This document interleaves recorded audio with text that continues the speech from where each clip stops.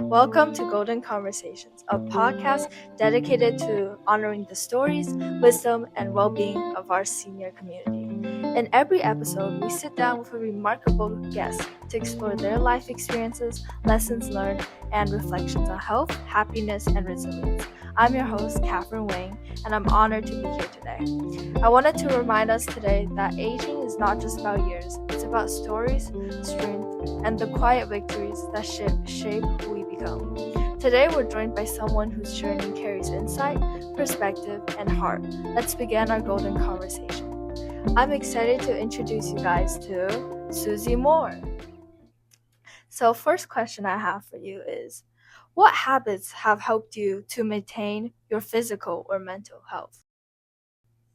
In my old age now, I'm very aware of my body, and I try to take care of my physical health by attending exercise class, by eating as healthily as I can, and maintaining a spirit of enjoying life. I noticed I made it a habit to participate in everything that I can and appreciate the things that are offered to us here. That's amazing. That's so good to hear. So you've been trying like a lot of stuff, right? So what's your favorite activity you tried? My favorite activity here, I suppose I enjoy the exercise classes because it's a community thing, and Roger, the activity director, makes it entertaining for us, and we have camaraderie with others. So I get up in the morning and I look forward to exercise and whatever activity. We have an activity calendar That's so cool. we keep, and I check it every day to make sure I'm not missing something. And there's bingo and all sorts of other things that we enjoy doing. And I think if we just put ourselves forward, we have a much better life. That's perfection. Thank you so much for that advice. And then moving on to the next question is, where did you grow up? What was your childhood like? I grew up in the San Fernando Valley here in California, so I'm a valley girl, as they like to say. And I led a very, what do I want to say, middle life. I had two brothers and an older sister, and I was considered the baby of the family. And I participated in school. I was always interested in school and friends. I love friends. Believe very strongly in friendships. And it was a very 40s and 50s time of life that is no longer here, but it was just normal at the time. That's fun. Would you say your childhood was very memorable? Like you made a lot of good memories during childhood? Um, well, looking back on them now, of course, at the time, I probably thought that life was boring sometimes because we didn't have television. We didn't have uh, a lot of the things that Like people take people for granted today. We didn't have those things. So I remember, playing with the kids in the street, and when the street lights came on, the parents would call their kids home. So I thought it was a very enjoyable time. I agree. I agree. Like now, modern days technology is so advanced. You have like old kids on iPhones, and I know, it's terrible. changed. Like times has changed. And then following off of that, what was what was one of your most memorable experiences from when you were young? Like a favorite childhood memory?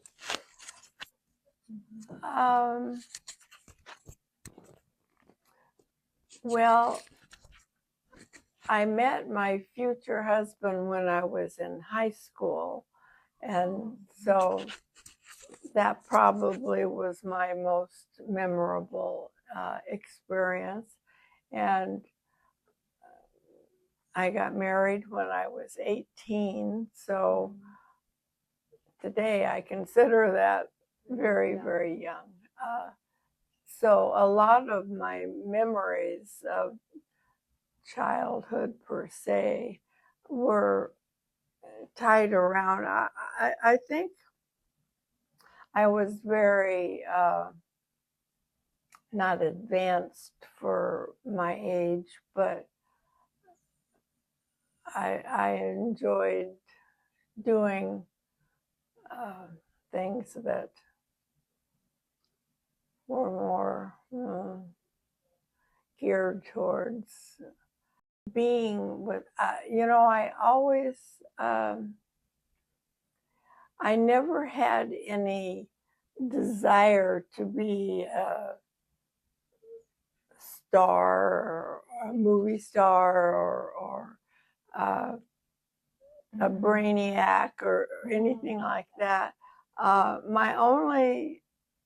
I wanted to be was a wife and mother. Oh, that's such And dream. I got a jewel of a husband, and it took us a few years, more than I would like, to have children, but we had 2 daughters. And so I wasn't seeking higher education or anything like that, although I did always maintain to this day learning and experiencing, going to classes and learning other languages. And that's nice. So I really admire your attitude about life, like always learning. Like yeah, I believe like you can always learn no matter what age you are, and it's fun to learn like new things and try new things. Yeah, it's very nice. And now I wanted to move on and talk about what was one of the most challenging periods in your life, and how did you overcome it? One of the most challenging was perhaps when our oldest daughter had twins. So they were my first grandchildren, the twins. And she had a very, as it turns out, tragic marriage and so forth.